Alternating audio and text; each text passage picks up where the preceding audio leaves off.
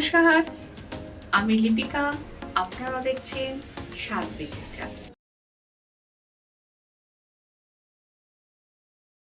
বন্ধুরা, এখানে আমি সয়াবিন নিয়েছি। সয়াবিনটাকে আগে থেকে ভিজিয়ে রেখে গরম জলে ফুটিয়ে নিয়েছি। তারপর এটা জল চিপড়িয়ে একটু মিক্সিতে পেস্ট করে নিলাম।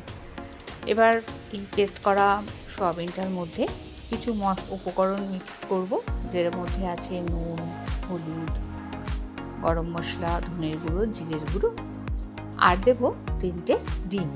পরিমাণ অনুযায়ী দেবেন। আমি 100 গ্রাম সয়াবিনে 3টে ডিম অ্যাড করেছি।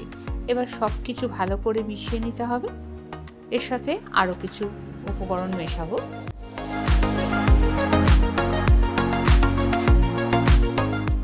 এখন এখানে দিয়ে দিচ্ছি কাঁচা লঙ্কা কুচানো, দেব পেঁয়াজ কুচানো, আর দিচ্ছি ধনেপাতা কুচানো। এগুলোকে মিক্সড করে নিয়ে এখানে একবার স্টিম করতে দিতে হবে। গরম জল ফুটছে, স্ট্যান্ড বসিয়ে দিচ্ছি ঢাকা দিয়ে স্টিম করার জন্য। ততক্ষণ ঘুরে আসি আমার ছাদ বাগানে। এই হচ্ছে আমার ছাদ বাগান। জবা ফুলগুলো যখন গাছ ভর্তি ফুটে থাকে না, খুব শান্তি লাগে। ঠাকুরকে পুজো দিতে প্রত্যেক দিনের জন্য আমার এই জবা ফুল মানে আসন ভরে যায়, এতটাই গাছ ভর্তি ফুল হচ্ছে এবছরে। আর এই দেখুন বেল ফুল, নয়নতারা, এই সমস্ত ফুলগুলো নিয়েই কিন্তু আমার সকালে ঠাকুরকে দেওয়া হয়ে যায়। কেনা ফুল তো আসেই, কিন্তু নিজের হাতে তৈরি গাছে ফুল ঠাকুরকে দিতে ভীষণ ভালো লাগে, মন শান্তি হয়ে যায় একটু।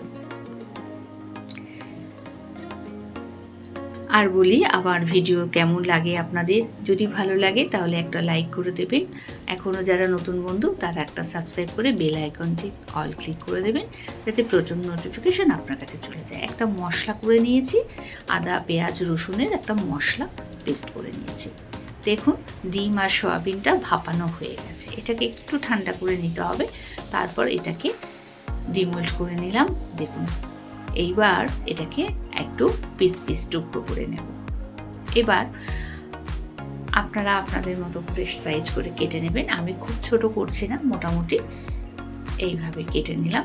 এবার এগুলোকে আমি রান্না করার জন্য প্রস্তুত যখন, তখন এবার অন্য একটা পাত্রের মধ্যে মানে ওই কড়ার মধ্যে সর্ষে তেল দিচ্ছি। আর সর্ষে তেল দেওয়ার পর ওই তেলের মধ্যে কিছুটা ফোড়ন দিলাম, তেজপাতা, সাদা জিরে, গরম মশলা সব কিছু ফোড়নে দিয়ে ওই যে মশলাটা পেস্ট করে নিয়েছিলাম, পেঁয়াজ, আদা, রসুন, লঙ্কা, তার সাথে কিছুটা রেগুলার মশলা দিয়ে ভালো করে কষিয়ে নেব। মশলার পাত্র ধোয়া জল দিয়ে দিচ্ছি, মশলা যাতে পড়ে না যায়। আর এইভাবেই কিছুটা বেশি জল দিলাম, যেটার মধ্যে নাকি ওই যে ডিমের আর সোয়াবিনের ভাপানো রেডি করে পিস করে রেখেছিলাম সেটা এবার দিয়ে উপর দিয়ে গরম মশলা আবার দিয়ে দিলাম। কি সুন্দর একটা রেসিপি আপনাদের সঙ্গে আমি শেয়ার করলাম। দারুণ খেতে হয়, বাড়িতে অবশ্যই একবার ট্রাই করবেন। ওপর থেকে একটু ধনেপাতা ছড়িয়ে দিচ্ছি। দুর্দান্ত স্বাদের এই রেসিপিটা আপনাদের সঙ্গে শেয়ার করলাম। আজ তবে এই পর্যন্ত, ফিরছি আগামী পর্বে।